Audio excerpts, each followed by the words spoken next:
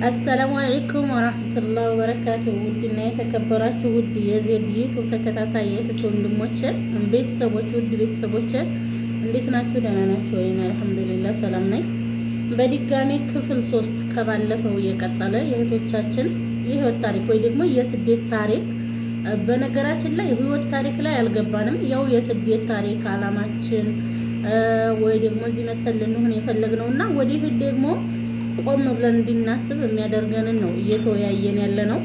ምናልባት በዚህ ላይ ሀሳብ አስተያየትን ካላችሁ በኮሜንት አስቀምጡ እና በባለፈው ክፍል መዲና ጋር ነበር ያቆምነው። ዱዓም አድርጋለች፣ ዱዓ እንደራረግ ብላለች እህታችን። ሰሙ ወደ አንቺ ልምጣና ከመጣሽ 2 ዓመት እንደሆነች ነግረሽኛል። ወደፊት አሁን ምሳሌ በዚህ 2 ዓመት ውስጥ ከገንዘቡ በላይ ግን ብዙ ትምህርት እውቀት እንደወሰዳችሁ ነው ሁለታችሁም የነገራችሁን በባለፈው ቪዲዮአችን ላይ ማለት ነው።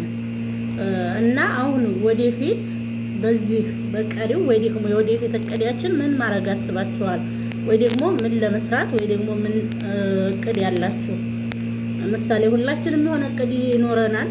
ከመጀመሪያ ከሀገር ስንመጣ ምሳሌ ብር በዶንያ እንደሚታፈስ መስሎን መተን ሁላችንም እንደገና ሰርተን ብዙ ትምህርት ብዙ ፎቅታች ወርደን ዘልቀን ነበርና ከዛ አልፈን ደግሞ ያው ጠፍተንም ውጭ እየሰራንም ያሳለፍነውን ሁላችንም እናውቃለን። አሁን ወደፊት ግን ይሄንን ብናረገው ወይ ደግሞ ይሄን ባረገው ብላችሁ የተመኛችሁት ምንድን ነው? ምሳሌ የምታስቢው ማለት ነው። ከባለፈው ልክ የሰሚራ የመዲ ጥያቄ ነው አንቺ ጋር የመጣው ማለት ነው። ኢንሻአላህ ወደፊት ሰርቼ ቢያንስ መጀመሪያ መኖሪያ ቤት መስራት ፈልጋለሁ። ኢንሻአላህ ያሳካላችሁ ያ ረብ። ከዛ ደግሞ ለልጆች የሆነ አንዳንድ ነገር መስራት ፈልጋለሁ ኢንሻአላህ። ከዛ በተረፈ ደግሞ እኔ ሲኖር የሚሰራው ወይ ሱቅ ምናምን ነገር በጣም አሪፍ ነው። ይሄንን በምን ያክል አመት ማከናወን ትፈልጊያለሽ ወይ ደግሞ አላማ አለሽ? ምሳሌ ይሄን ያክል አመት ብሰራ ይሄንን አደርገዋለሁ ብለሽ አላማ ይዘሽ አቅደሽዋል ወይ? ምን ያክል አመትስ? አሁን በባለፈው እህታችን መዲና እዚህ ሀገር አላህ ካለ 3 አመት ነው። ከዛ በላይ 15 አመት ወይ ደግሞ 10 አመት እያልኩኝ አልቆጥርም። 3 አመት በቂ ነው ካላህ ጋር ብላ አልማለች ወይ አቅደዋለች። አንቺስ ይሄ ነገር አላማው ወይ ደግሞ ይሄን ያክል ብለሽ ግብ ያስቀመሽው ነገር አለሽ ወይ?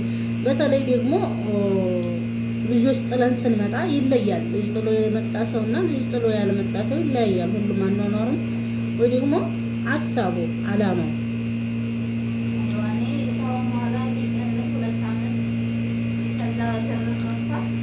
ኢንሻአላህ አላህ ያሳካልሽ።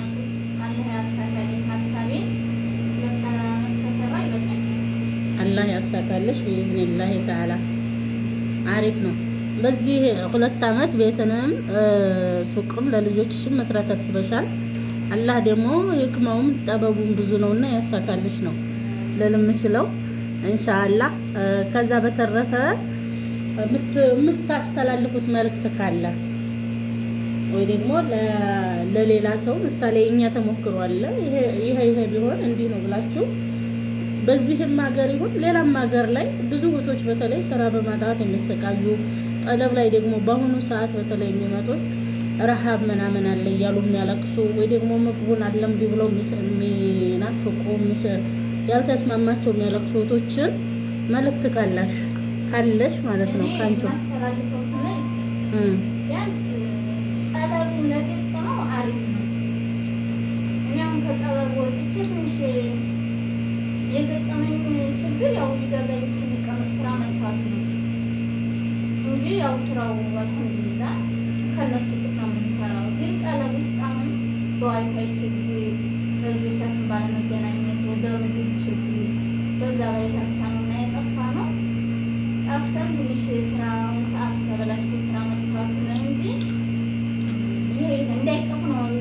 አልሙኒየም እንዳይጠፉ ታሟላ ላሉ እንዳይጠፉ ነው ማስተላለፍ። ግን አንቺ ምሳሌ ጠፍተሽና ሳጠፊ የነበረ ሁኔታ እንዴት ነው? ምሳሌ ኮንትራት ስትሰሪና ከኮንትራት ወጥተሽ ስትሰሪ የነበረው ልዩነቱ እንዴት ነው? ኮንትራት ላይ ደስተኛ ነበር? ከዛስ ወጥተሽ ያለው ሁኔታ ያው አብዛኛው ስራ መምጣት ነው እሱ የታወቀ ነው። ግን የተለየ ልጆቼንም አላገኝም፣ ምግብም አላገኝም። አሁን እዚህ ደግሞ ከወጣሁ በኋላ አልሐምዱሊላህ ስራም ስሰራ እጥፍ ነው የሰራሁት። አሁን ከጠብ ካለሁበት እጥፍ ነው የሰራሁት። ግን ለእኛ ትንሽ እዚያውን ስንቀመጥ ብዙ የሚሰማ ስሜቶች አሉ። የምንባለው ብዙ ነው። እኛ ማልተገበረውን ነገር ሰው ብዙ ይለናል ማለት ነው። እና ያ አብሯችን ይሰማናል እንጂ አልሐምዱሊላህ ከጠለብ እጥፍ እንሰራለን። እና ይሄ ነው ግን ያው ላለው ሀሳቤ ሰው ጠለብ ይስሩ። አሁን ምሳሌ ከጠለብ እኮ ልክ አንቺ እንትን እንዳልሽው አብዛኞቹ ተራብን፣ ተጠማን፣ ስልክ አጣን፣ አልሰጠናሉ እያሉ ነው ምክንያት የሚያበዙትና ለነሱ መፍትሄ ያለሽ? መፍትሄ ስልክ ይዘው ይመጡ ከኢትዮጵያ? አይ በአሁኑ ሰዓት ማመሻላ እሱ ተፈዷል። ይዘው እየመጡ ነው በእኛ ጊዜ እንጂ አሁን ስልክ አይከለከልም።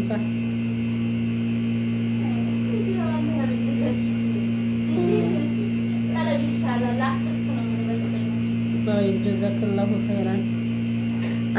ጠይብ እህታችን መዲና አንቺስ ምን ትመክሪናለሽ? ምሳሌ በአሁኑ ሰዓት ላይ በእኛ ጊዜ በነገራችን ላይ ኮንትራት ስንመጣ ምንም ይሁን ስንመጣ ስልክ አይሰጠንም። ምናልባት ከመቶ ሰው አንድ ሰው ነው ስልክ የሚፈቀድልን። ስልክ ክልክል ነው። ያውም ደግሞ በ3 ወር አንድ ጊዜ ነው የምንደውለው። ለዛውም ደግሞ ታፍነው ቤት ውስጥ 2 ዓመት 3 ዓመት 10 ዓመትም የተከለከሉ ደሞዞች ሁላ አሉ። እኛ ግን ኮንትራት ላይ በኔ በነበርኩበት ወይ ደግሞ እኔ በሰራሁበት የራሴ ስልክ የሚባል አናውቅም። በአሁኑ ዘመን ደግሞ ማሻአላ ስልክ ፈቅደዋል። ስልክ እያመጡ ነው እና ስልክ ሲያመጡ የመማር ችግር አይኖረውም። ምሳሌ ስልክ ሲይዙ እየማረጡ ነው ወይ ደግሞ ያ ነገር ስልክ ይዘው እያበላሻችሁ ነው ብላችሁ አታስቡ። እመዲ ማለት ነው አንቺ ጋር ነኝ።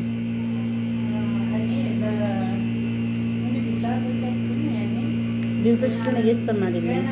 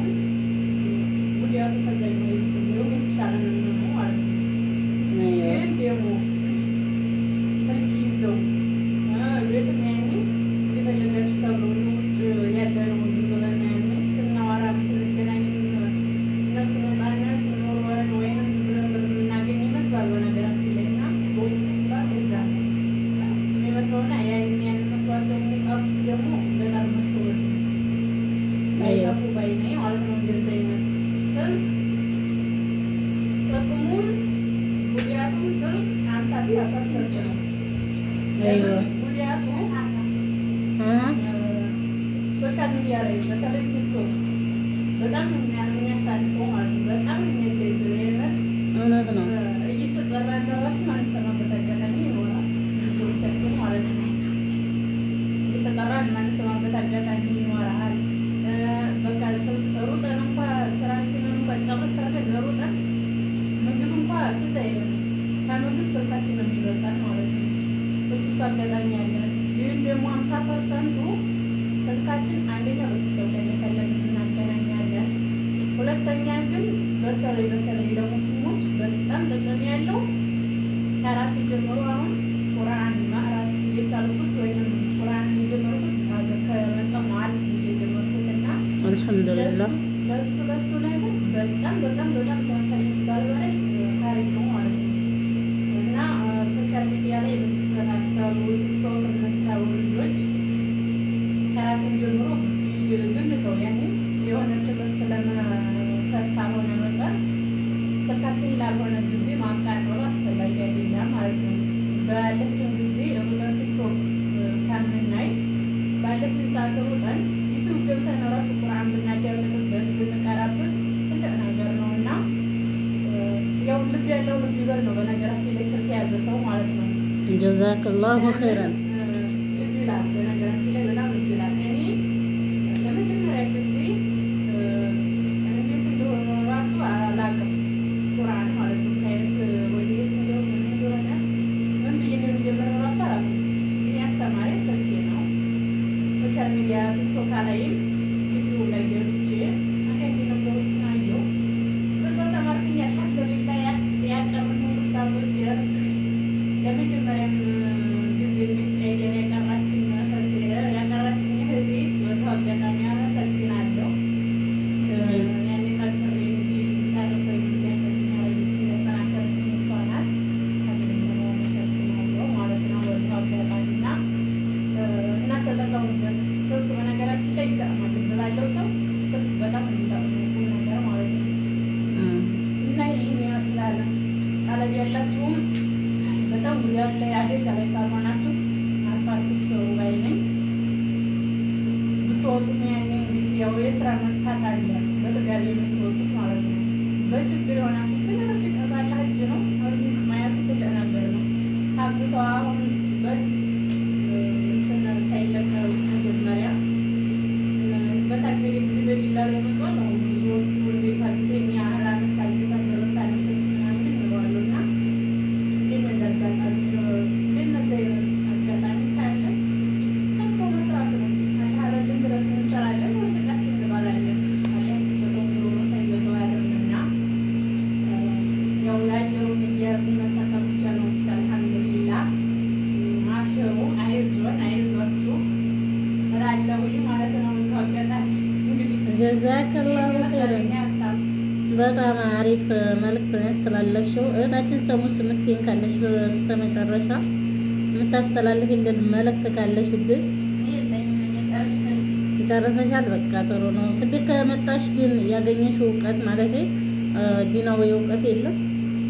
ምሳሌ አሁን አብዛኞቻችን ስደት ስንመጣ ከሁሉ በላይ ግን መዲና እንዳለችው እዚህ ሀገር ስንመጣ ዲናዊ እውቀት ማንም ሰው ሃይማኖቱን ሀታ ክርስቲያኖች እንኳን የእውነት ሃይማኖታቸውን በደንብ እያወቁ ያሉበት፣ እኛ ሙስሊሞች ደግሞ የበለጠ ተጠቃሚ የሆንበት ስደት ነው።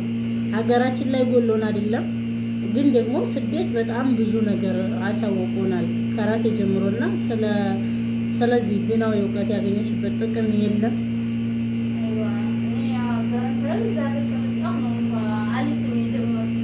ማሻአላህ ሁላችንም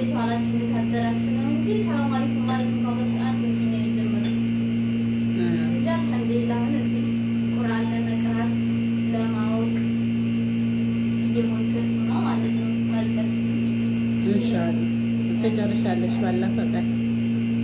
እሺ ጀዛከላሁ ኸይራን። ሁላችሁንም ከልብ ያመሰግናለሁ። ኢንሻአላህ በሌላ ጊዜ ደግሞ በሌላ ፕሮግራም እንደምንገናኝ ተስፋ አደርጋለሁ። ለሁላችንም አላህ መልካሙንና የተሻለውን ነገር ይሻለን። ሁላችሁንም ከልብ አመሰግናለሁ። ኸይር። ሰላም አለይኩም ወራህመቱላሂ ወበረካቱሁ።